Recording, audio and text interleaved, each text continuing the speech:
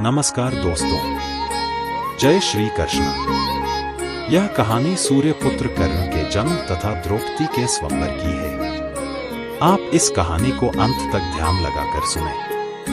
कर्ण का जन्म। जब कुंती का विवाह नहीं हुआ था, उसी समय सूर्य के अंश से उनके गर्भ से कर्ण का जन्म हुआ था। परंतु लोक लाज के भय से कुंती ने कर्ण को एक बक्से में बंद करके गंगा नदी में बहाया।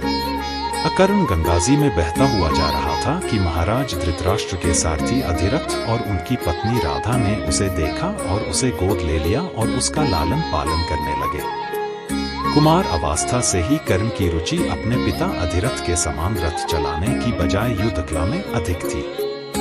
कर्ण और उसके पिता अधिरथ आचार्य द्रोण से मिले, जो कि उस समय युद्धकला के सर्वश्रेष्ठ आचार्यों में से एक थे।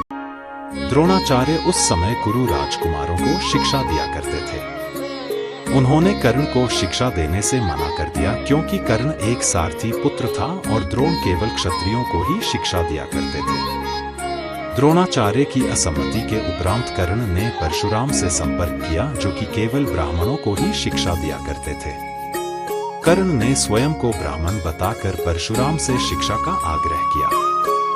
परशुराम ने कर्ण का आग्रह स्वीकार किया और कर्ण को अपने समान ही युद्धकला और धनुर्विद्या में निष्णात किया। इस प्रकार कर्ण परशुराम का एक अत्यंत परिश्रमी और निपुण शिष्य बना। कर्ण दुर्योधन के आश्रय में रहता था। दैवयोग तथा शकुनी के छल कपट से कौरवों और पांडवों में वैर की आग प्रज्वलित हो उठी। दुर्योधन बड़ी खोटी बुद्धि का मनुष्य था। उसने शकुनी के कहने पर पांडवों को बचपन में कई बार मारने का प्रयत्न किया।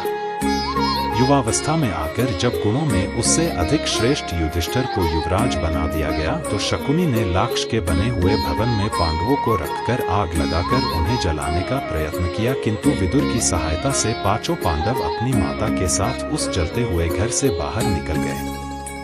वहां से एक चक्रा नगरी में जाकर वे मुनि के वेश में एक ब्राह्मण के घर में निवास करने लगे।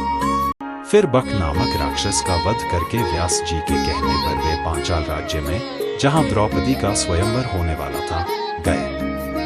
पांचाल राज्य में अर्जुन के लक्ष्य भेदन के कौशल से मत्स्य भेद होने पर पांचों पांडवों ने द्रौपदी को पत्नी रूप में प्राप्त किया।